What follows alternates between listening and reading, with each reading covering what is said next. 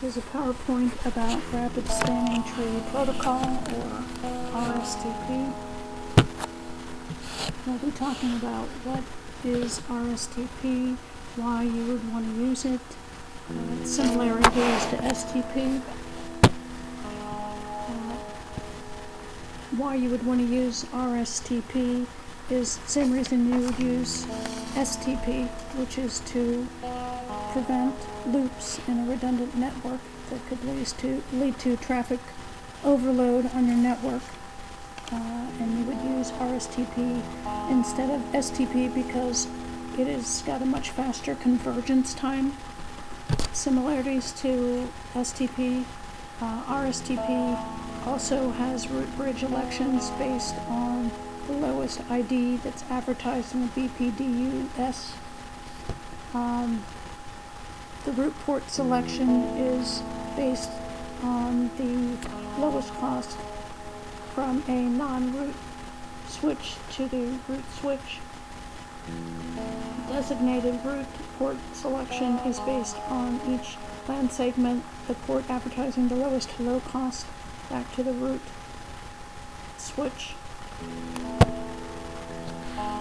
There are 3 states that a port can be in. It can be in the discarding state, where no frames are processed or forwarded, and no MAC addresses are learned or added to the table.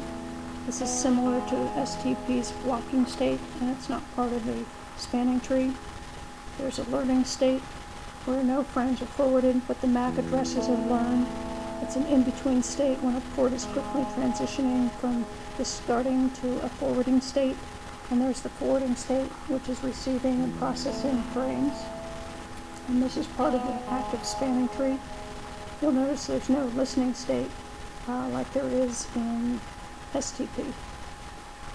Port roles, there's a root port, which is on a non-root bridge. It's the port with the lowest cost to reach the root bridge, and it's always in a forwarding state.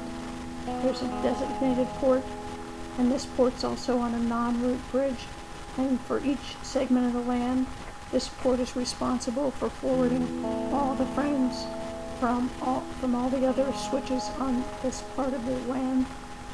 The alternate port is a non-root bridge's alternate root port, and it takes over the root port when the root port fails.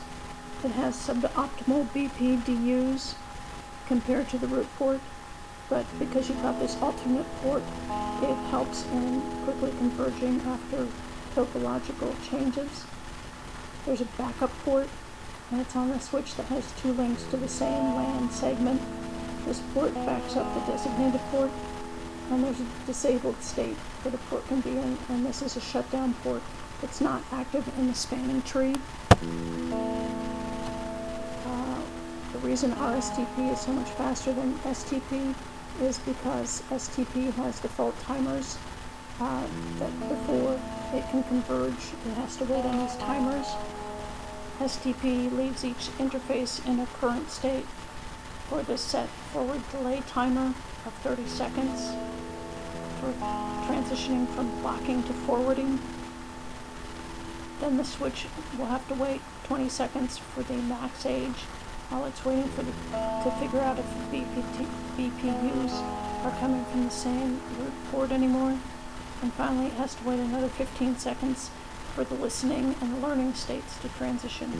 So it can be a total of 50 seconds before it converges, versus STP, which has a convergence of 3 hello times, which default at 2 seconds apiece, so it can converge in 6 seconds. Also, the types of ports that RSTP recognizes help it converge faster. It recognizes edge ports, which are connected to LANs without other switches, so there's no possibility of a loop. And you can configure the edge ports with port fast so that the interfaces can move immediately to a forwarding state. Also, point-to-point interfaces are recognized. The switch knows if there's no redundancy, so there's no loops, and it can transition these interfaces to the forwarding state.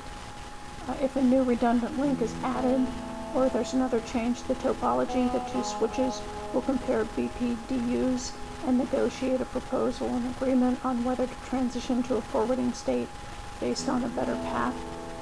And during this negotiations, the other ports on these switches are blocked to prevent loops. After this transition to the forwarding state, the switches negotiate similarly with other neighboring switches and negotiate whether to transition to a forwarding state or not. This continues until all the neighboring switches have a best path back to the root switch, and this process is faster than processing through STP's listening and learning states. RSTP's other additional features are a per VLAN RSTP, so it's a combination of a per VLAN and rapid spanning tree. So each VLAN can have its own instance of RSTP with its own root and secondary bridge that can be configured for load balancing. RSTP is also back compatible with STP. Thank you.